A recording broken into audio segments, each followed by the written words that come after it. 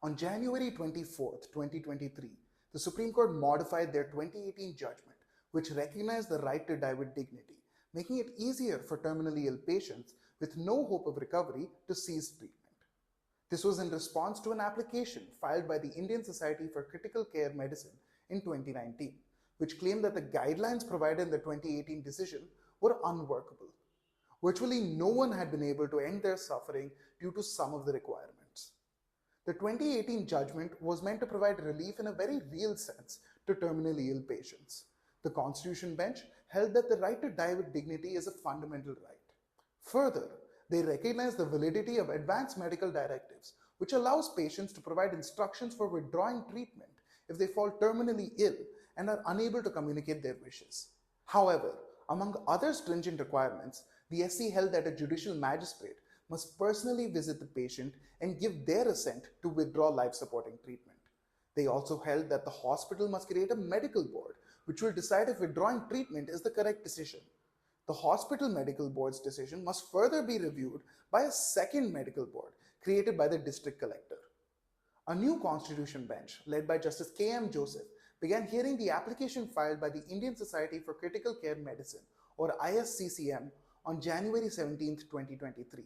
The ISCCM, represented by Senior Advocate Arvind Dattar, sought to eliminate the involvement of the judicial magistrate and the district collector entirely, as well as the requirement of a second medical board. Although the Union government opposed the application when it was first filed, Additional Solicitor General K.M. Nataraj made it clear that the Union was in favor of streamlining the entire process so long as there were necessary safeguards.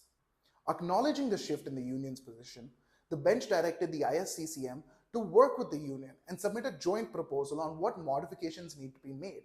From the very beginning, the Union indicated that they were in favor of eliminating the involvement of the magistrate and the collector, which was reflected in the joint proposal. However, the Union and the bench refused to budge on removing the requirement of a second medical board. Eventually, the parties and the bench reached a consensus.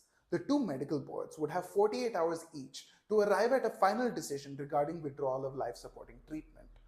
Further, the bench agreed to reduce the qualification requirement for members of the boards, holding that they must be subject experts with at least 5 years' experience in their concerned specialty.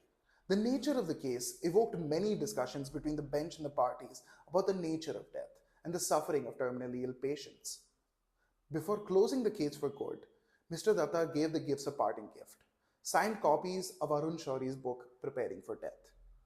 For more on the Supreme Court, visit the SC Observer website.